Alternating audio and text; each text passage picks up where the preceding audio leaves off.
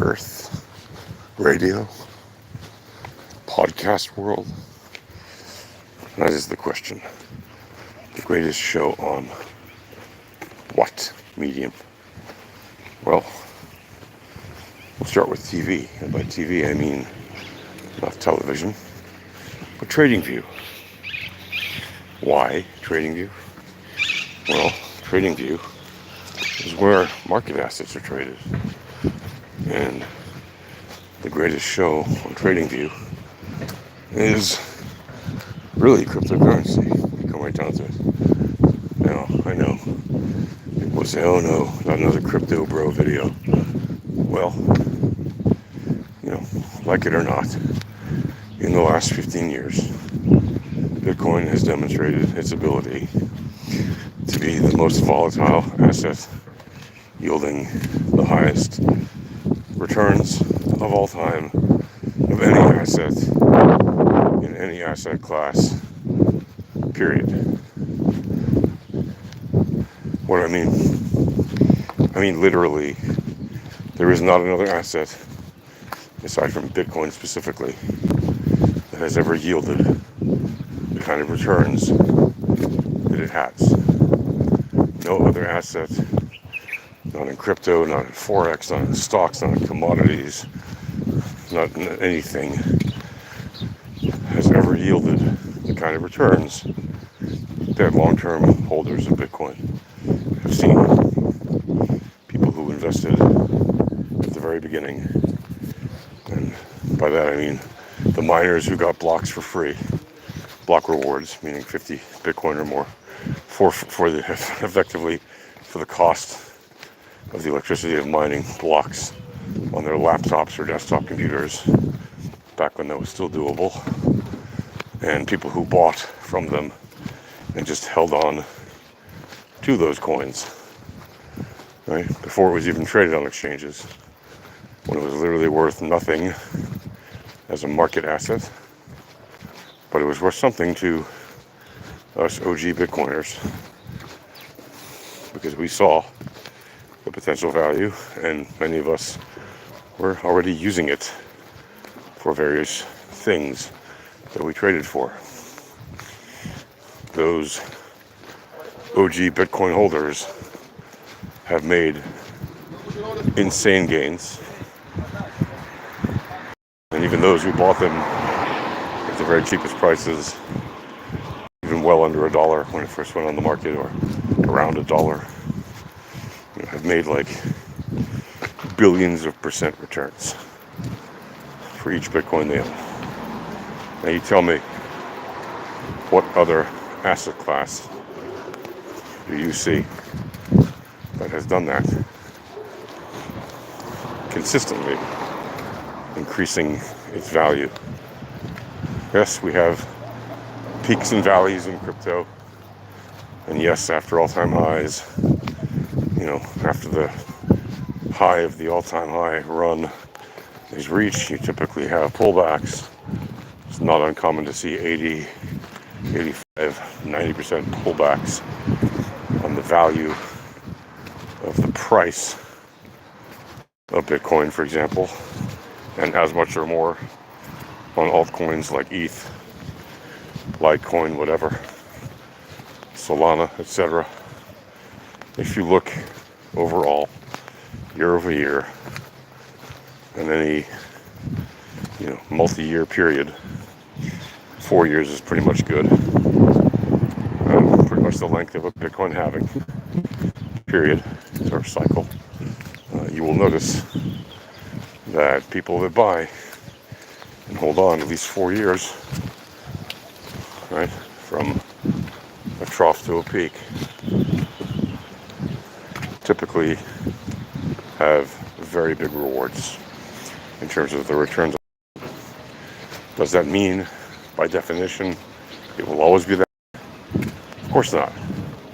As any asset grows in maturity over time, and you have less volatility over time, the returns naturally will diminish a little, or even a lot.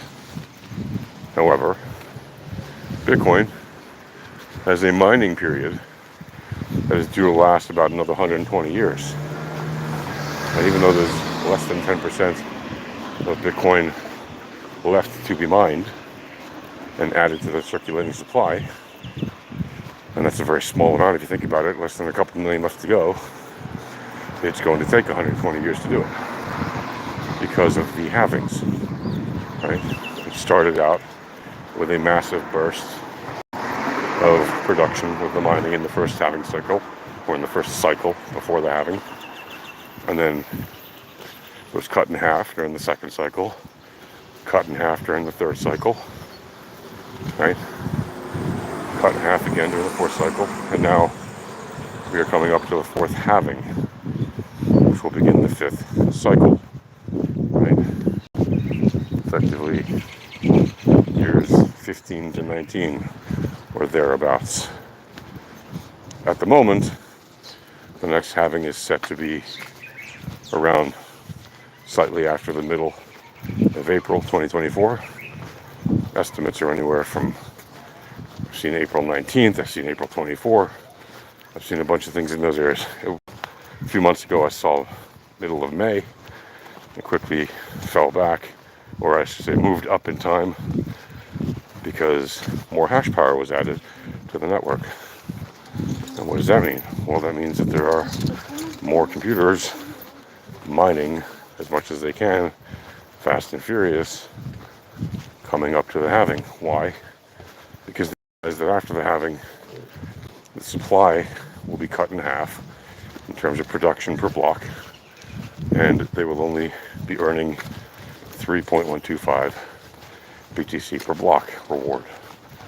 So that means that the current 6.25 Bitcoin mining reward per block solved will be reduced in half, and anytime you introduce a 50% supply shock, that has a massive impact on the availability of the asset.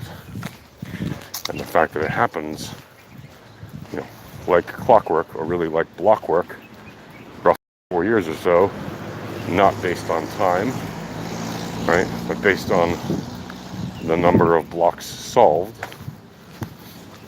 well, that is going to greatly impact the volatility of the asset. Why? Well, because as I've explained in many previous videos, the law of supply and demand. Basic Econ 101 stuff. Right? There's price elasticity, which is what people are willing to pay for an asset. And there's some flexibility around that based on how much they want something and how much the people selling it want to sell it. And that price elasticity is determined part and parcel to the law of supply and demand, which states very simply, the more supply you have of an asset that is in demand, and if the demand doesn't increase or decrease, if you have a supply increase, the demand relatively is smaller as a fraction of the overall supply. Therefore, the price will go down. Sellers want to actually sell. And the opposite is true with demand. Right? If you have a greater demand when there is no increase in supply, well, then the price will increase because more people want to buy it and there's less of it available. And of course, if you take the extremes or whatever, if more people want to sell, there's more supply, when people want to sell, and there's also more demand, well, as long as those are met equally, there's an equilibrium, the price should be relatively unchanged, obviously given there's market drift and everything else. But if there is a drastic reduction in the supply, as what happens with every Bitcoin halving, and the supply is not only reduced, but the demand remains the same or even goes up because of things like FOMO, fear of missing out, then naturally you will have a drastic increase in the price. But how do you tell when and where those changes happen in the price? Well, what is price? Price is a result, right, that follows the returns on investment, also known as the returns, right? So if price follows the returns and really follows volatility, because what is volatility? It's the standard deviation of returns. So if price follows the volatility, does not lead it, but follows it, and the volatility, which is when you correlate it to the past price, shows you where the direction of the asset is going, which you can also tell with the entropy of the asset, whether or not it's in a trending move or on a random walk. Well, then you can know exactly, pretty much, when the move is happening and in which direction. Why is that useful? Well, if you're a trader, then it's very useful because you can make moves that catch the movements of the returns and thus catch the movements of the price action that follows. So you can make entries and exits at very specific times and targets that let you maximize your P&L, which is your profit and loss, right? You want to maximize the profits, minimize the loss. Now, why is that the greatest show on TV, meaning TradingView? Well, because there has never been another asset class, let alone another asset, that has yielded these kind of returns. And to top it off, this asset is still relatively young, even though it's 15 years in the making. It's still relatively new compared to many other assets on the market in traditional market asset classes. What does that mean? It means you can still get in relatively early, right, if you want to. Now, that's not saying you should, and by no means should you take anybody's advice, quote unquote, on YouTube. And I am not giving you advice in any way, shape, or form. I'm simply telling you how assets move. They move according to what we call the VEPs. We at Alpha Trading coined the term VEPs, which means volatility, entropy, probability, and statistics. Why do we use those things to determine the potential price action? Because those are the same maths, highly relevant maths, mind you, that are used by the high-frequency trading firms that literally run the majority of all asset trades on all markets.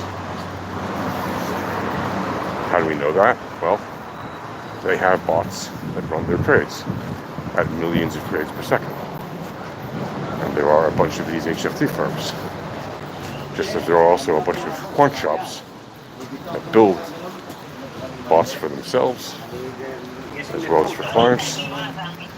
And they also run many trades every second, millions as well.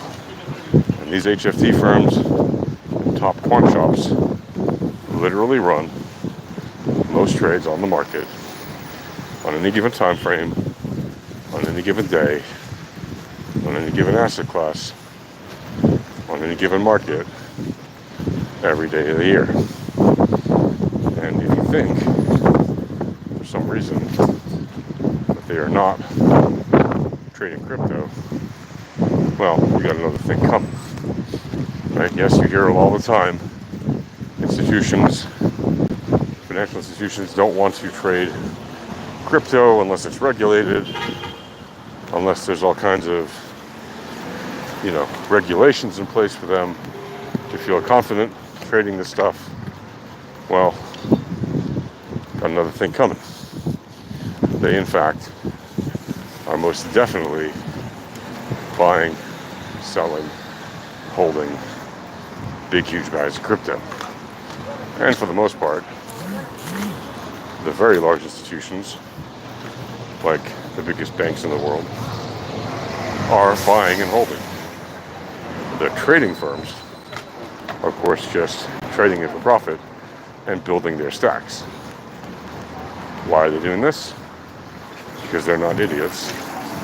And they realize, point blank, that the fact is crypto is the future value exchanges. What do I mean by value exchanges? Call it the future of money, if you will. They are buying this asset class, holding onto it, or building stacks of it, and holding that because they know that in the future, and already today, but in the future more and more, an increasing number of transactions will be done using cryptocurrency. Why? Because it cuts out a lot of the middlemen. And if there's anything that these firms love doing, it's increasing their profits. And if there's anything that crypto allows them to do, it's increase their profits. Now, is that bad for all middlemen? Not necessarily. Plenty of centralized exchanges exist, which are effectively middlemen. Plenty of other services exist, which are effectively middlemen. Plenty of ETFs exist now, which are effectively middlemen. Right? You're handing your money over to someone else to manage your assets. Now that kind of defeats the whole purpose of cryptocurrency, which is you hold your assets on your own wallet and there are no middlemen between you and whoever you're transacting with.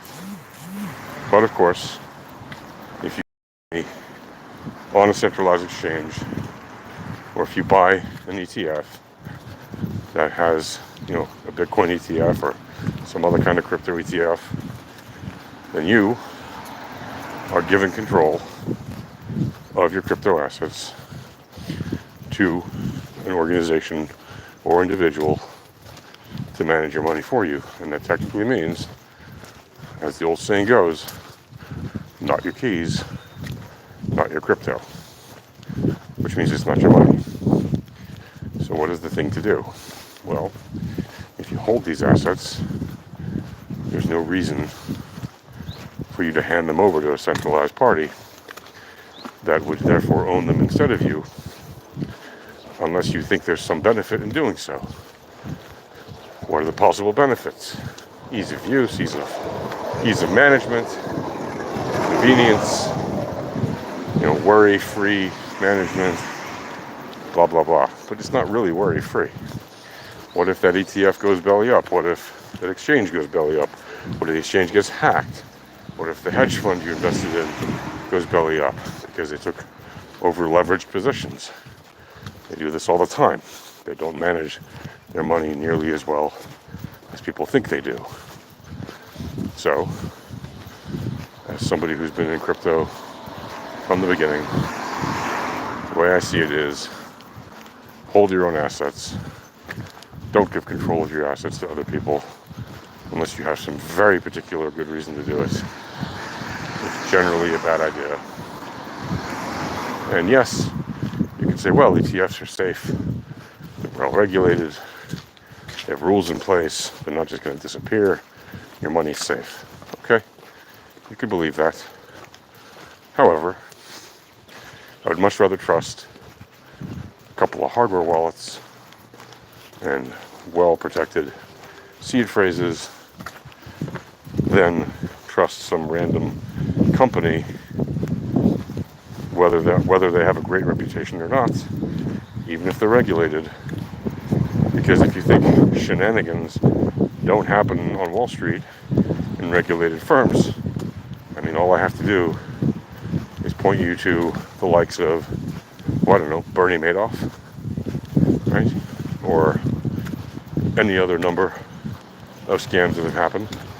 And if you're going to say to me, well, FTX was a crypto scam. No, FTX was a traditional market scam. They just happened to use crypto at the public front to do their marketing and all kinds of other shenanigans that they did by using their own tokens and etc.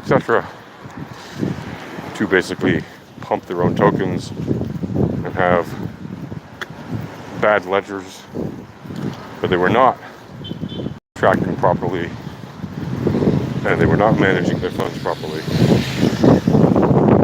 and so they went belly up because they ran out of money, and very quickly. Now most of that money has been recovered, whatever. However, it still happened.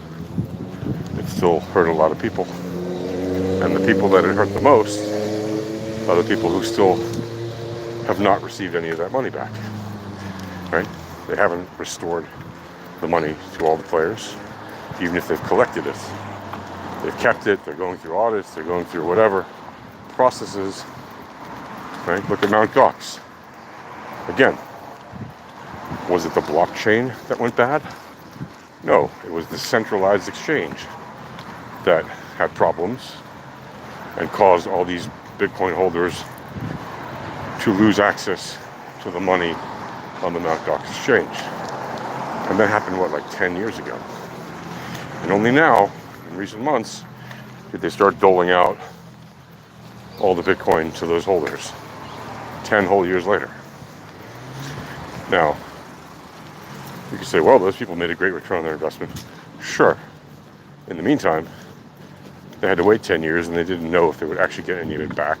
And still not all of them have received everything. And at the same time, you know, you don't know what each individual was planning to do with that and how badly it affected them during the last decade. So even if they get a bunch of Bitcoin back, that's now valued far more than it was ever worth, the fact remains they suffered for a decade. And those decades of pain, that decade of pain, adds up in ways that are sometimes far greater than the financial amount they might get in return once they're made whole. So, Bitcoin, great in many ways, but you have to be careful with how you manage it, and don't get suckered into believing that just because somebody has a good reputation as a money manager, that it means that they're going to be able to mess things up and screw over your assets. That's right. Self-custody for the win. That's my take. Happy trading.